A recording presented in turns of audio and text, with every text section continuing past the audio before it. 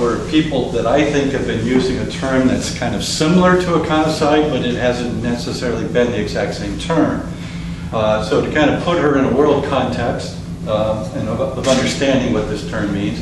And I also want to talk a little bit about the various narratives that I have seen in Over-the-Rhine, and I also want to maybe bring economicide back down to a very small level. It sounds like a very large, abstract, 30,000 feet view, but I could bring it down to the level of a padlock. Okay, and I've got some slides here to show that. Dorsey. I mean, something's happening in Cincinnati when Dorsey's standing on street corners wearing signs like this. It's so the question I have for you is, what is the story that you find yourself telling most about Over-the-Rhine? What's the narrative that you perhaps tell yourself or you tell other people when you see them about Over-the-Rhine? What's the narrative? And I'm going to cover four very quickly. This is one, obviously. There's been the poverty narrative. That's been kind of hanging over the Rhine for a very, very long time. And all these kinds of things come with it, right? Crime, drugs, black violence. These are homelessness, things are urban wasteland. No one in their right mind would live here. If they could, they would all try and get out. You know, it's crazy. If you drive through this environment, make sure you roll up your windows and lock your doors. Okay?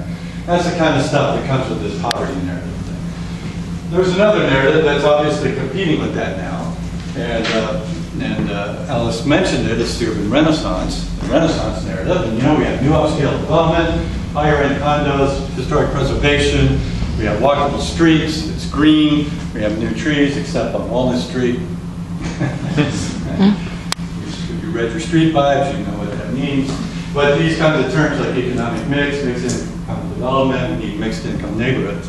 It's very interesting about those two different narratives, because they basically ignore or submerge or make invisible the third narrative I want to show you, and that is why we're in this building. On the outside of that wall out there is the Over-the-Rhine People's Movement, place, our people's hope. You know, we stand tall like the sunflower. Think of the poverty narrative, what I just said. It's crazy. Who would live here? It's just craziness. It's an urban wasteland. There's nothing going on. Think of the urban renaissance narrative. When you think of Renaissance, what do you think? Think of Italy, maybe. Think of Michelangelo. Think of that flowering of the human spirit that took place in Italy that came out of what time period?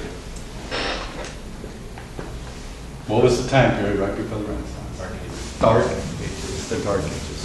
So it's very interesting. So like, obviously, nothing has occurred before the Renaissance. And under the poverty narrative, there was nothing here at all. But of course, with the People's Movement, which is celebrating, you know, nearly 40 years of history, who have tried to, you know, deal with real need, real deep social need, real social justice, real human rights, around affordable housing, addressing homelessness, popular education, cultural production. There's been real people trying to build real organizations for a very long time who've been trying to build real life. But you would never know that through the poverty narrative or through the Renaissance narrative. Which brings us to the fourth narrative. And this is the one that Alice fears. It's the one I fear. And this is where I want to begin to sort of put Alice into a larger context. This is her phrase, like genocide, so economicide, the disposal of economic others, the exclusion of victims from the universe of obligation. There is another person. I came across the term first back in a book that was written in 1996, and this person, Arjuna Padarai, a sociologist scholar, actually did use the term economicide in a book that he called Fear of Small Numbers, an essay on the geography of anger. And this was it. It's a worldwide tendency to arrange the disappearance of the losers in the great drama of globalization. When I came across that term, it hit me right between the eyes. You know? Arranging the disappearance. And then it just set me on, you know, on a path to like, who are other scholars out there at the world level? What kind of terms are they using? I'm almost saying that these terms are almost interchangeable with what Alice has expelled out in the concept. Social apartheid. The relationship between the included and excluded is the most crucial one today. The state perceives the excluded as a threat and worries how to keep them at a proper distance. Surplus humanity. Mike Davis is probably one of the most important writers in the world today about urban conditions. He wrote a book that's called Planet of Slums. He wrote, world cities have become a dumping ground for a surplus population working in unskilled, unprotected, low-wage, and formal service industries. You know, I got several slides of this. Henry Giroux, who is a kind of a world intellectual out of the field of education, as the social state is hollowed out, entire groups of people become disposable. Here's one I just found the other night. A guy by the name of John Berger. The poverty of this century is unlike that of any other. It is not, as poverty was before, the result of natural scarcity, but of a set of priorities imposed upon the rest of the world by the rich. Consequently, the modern poor are not pitied, but written off as trash. And so that's the fear that comes out of this term concept. Are people just simply being disposed of, put out of sight? And when you begin to think about that, that does begin to explain gentrification, as people are being pushed out of neighborhoods, are being pushed to other reaches of the world, or no one seems to know where to go. You think about incarceration, prison industrial complex. We are now the most prison population in the world, right? We are probably not just a society with prisons, but we are a prison society. We incarcerate most people in the world and the percentages of most people in the world. I just find it interesting, Matt Damon, Real Hollywood Blockbuster, or District 9. The movies, District 9 was actually up for an Academy Award as Best Picture, like in 2009 or so. That this kind of thinking has actually moved itself out into the public realm, into the popular realm.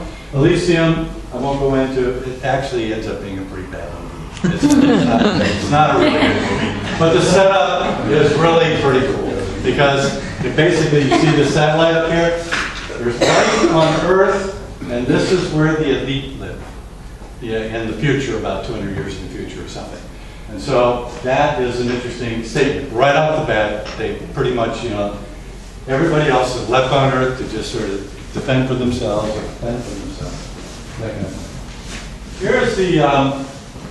Here's the slide. Here's Vine Street. Here is 14th Street, Republic Street.